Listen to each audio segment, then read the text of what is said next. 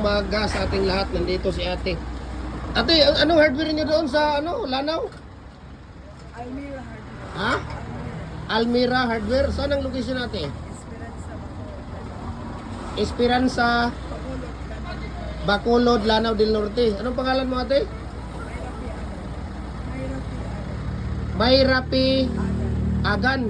Ikaw pala yung nakachat ko eh. Di ba? Tapos nag-comment ka pa doon. Akala ko pamigay mo yung order mo. Ayan, si kuya. So, sa kanila pala yung dyan sa Bacolod na tawag dito. Sa Bacolod Lanao del Norte ate, no? Anong hardware yun? Almira Hardware ng Bacolod, Lanao del Norte, no? Dito sila ni ate. Naghahanap sila ng mga molder kung ano yung mapipilian nila. So, ito.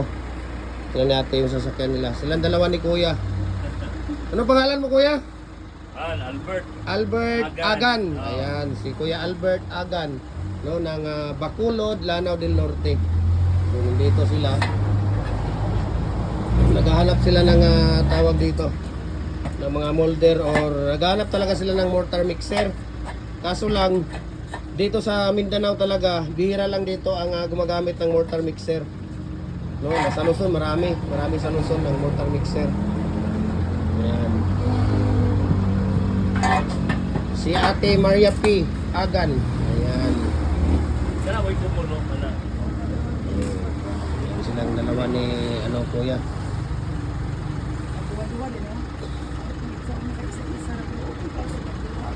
Sa mga concrete products niyo ate, ano yung mga mayroon kayo doon?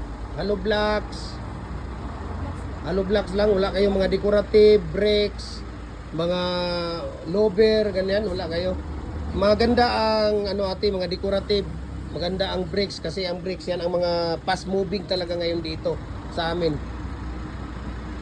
Dito nga, Visayas, 1,000 yung pinapadala namin linggo-linggo doon. Cebu, Liti, bricks, mga bricks kuya dito sa amin. Manila, sa Luzon, nagpapadala tayo doon. 4 na trailer, minsan sa isang linggo, 4, 6 na trailer, hanggang 10 trailer yan, pinapadala natin sa Luzon, sa mga bricks.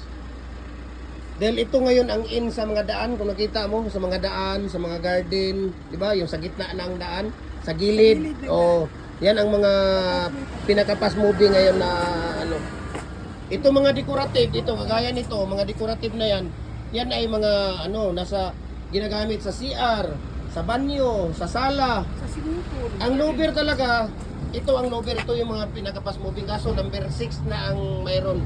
Ang number 4 tayo wala, naubos na yung number. Yan ang nilalagay sa CR ate, na hindi ka mabubusuhan pag nag-ano ka.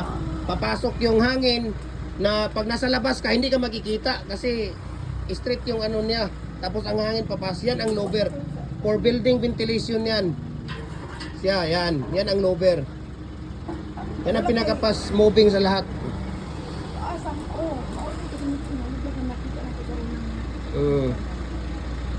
Yan siya. Number 6 yan. Yan ang mga, kita mo yung sa mga bahay ate sa taas. Lower yan na ginagawa nilang design sa taas. At saka ito, decorative. Yan mga decorative. Yun, kita mo ngayon dito sa mga na bahay, sa 3rd floor, 2nd floor, nga naglalagay sila doon ng mga yan mga decorative na yan. Yan ang mga nilalagay nila doon.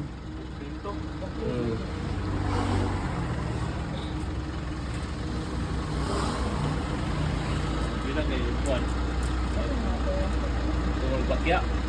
Rectangle. Almira Hardware ng Bacolod, Lanao del Norte. Ayan sila ni ate. So sa mga construction materials ate, kumpleto kayo.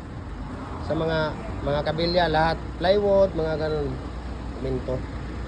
Ayan sila ni kuya. Mag-ano kayo? Concrete post ate. Magandang concrete post. Nagawa man kami, pero Ano yung kahoy? Ang gamit nyo, plywood? metal pa rin, pero nag-reform. Yung tawag dito, Parlins. Parlins ba ginagamit ninyo? Paano sa rectangular tube? Rectangular tube. Hindi. Nag-reform kasi Oo. pag tanggal na, Oo. medyo kapit na kapit siya. Yan, lifetime na gamit na yan, yung nakikita ninyo. Ang kalaban lang ninyo dyan, kalawang. Umaga, maglalagay ng used oil. Pagkatapos gamitin sa hapon, hugasan.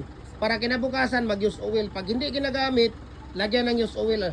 Loob at saka sa labas. Para hindi kalawangin. Kahit anong kapal ng bakal, basta kalawang, walang matigas dyan. Ba? Yan yung ano dyan. Ilagay yung kwan na paano ko sa tito mo. Walang problema kuya, walang problema. Hindi mo ba kung saan wala na ba? Mm. Daga na pagpray. Okay, thank you for visiting our store kuya ha. At saka si ate. Nag-import talaga sila dito nga pumunta sa store natin. Upload natin ito mamayang gabi. Thank you so much and God bless po.